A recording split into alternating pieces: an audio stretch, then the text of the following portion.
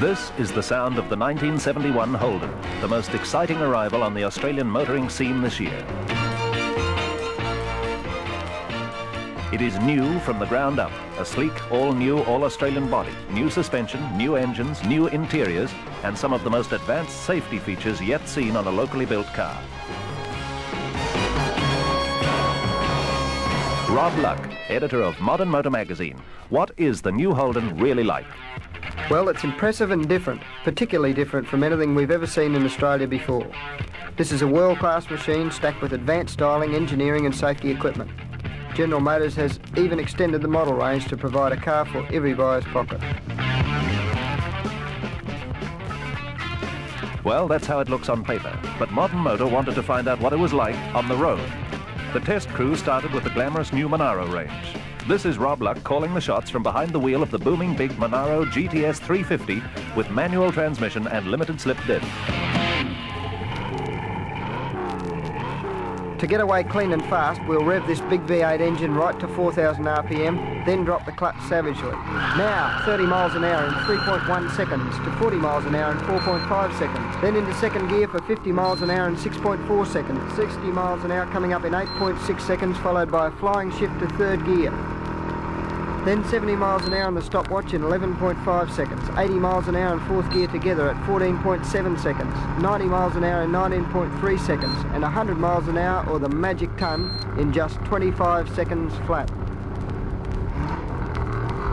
The 4-speed gearbox gets you 47 miles an hour in first, 63 miles an hour in second, 80 in third, and 129 in fourth. That's big power and big performance, but with standard seat belts, big new ventilated disc brakes, and coil spring suspension, the Holden Monaro GTS is also one of the safest high-performance cars available.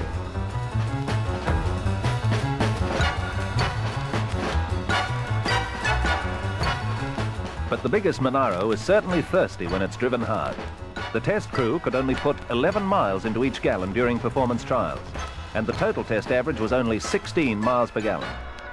With careful use of the throttle and steady medium highway speeds, Modern Motor lifted fuel economy to 21.5 mpg, but that's the best you could expect.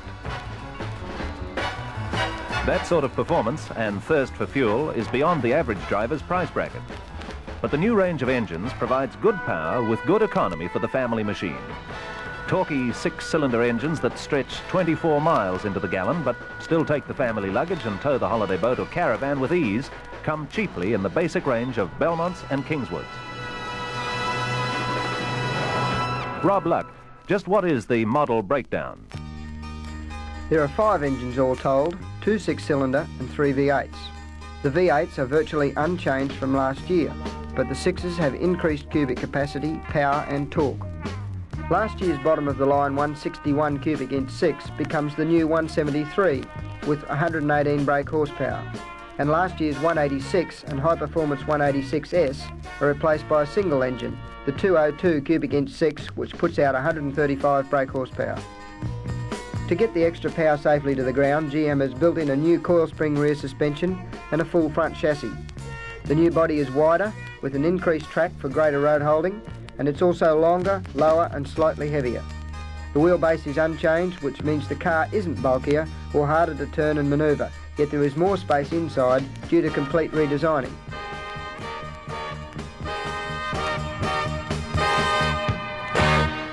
The Modern Motor test crew decided to call in a woman for the practical evaluation of the all-new interior. So, over to Bobo Faulkner, glamorous national TV compere and fashion expert. Bobo? Well, the cockpit seems much more roomy than any previous Australian car, and I'm sure women will be pleased to see the bright new colours they've used for seats and upholstery. And thank goodness the handbrake is down beside the driver's seat, and now our fingernails won't always get broken reaching for it under the dash. The new brake position's easier too for hill starts without having to unstrap your seatbelt. The luxury Sport Premier and Monaro models are very chic, with brilliant ideas like if you order bucket seats, you get a smooth aircraft-style console and neat little bins where you stow away the ends of the seatbelts. Finally, a point for the big family, that station wagon has to be the biggest on the market. According to the test crew, that's because the wheelbase is 3 inches longer than the sedans.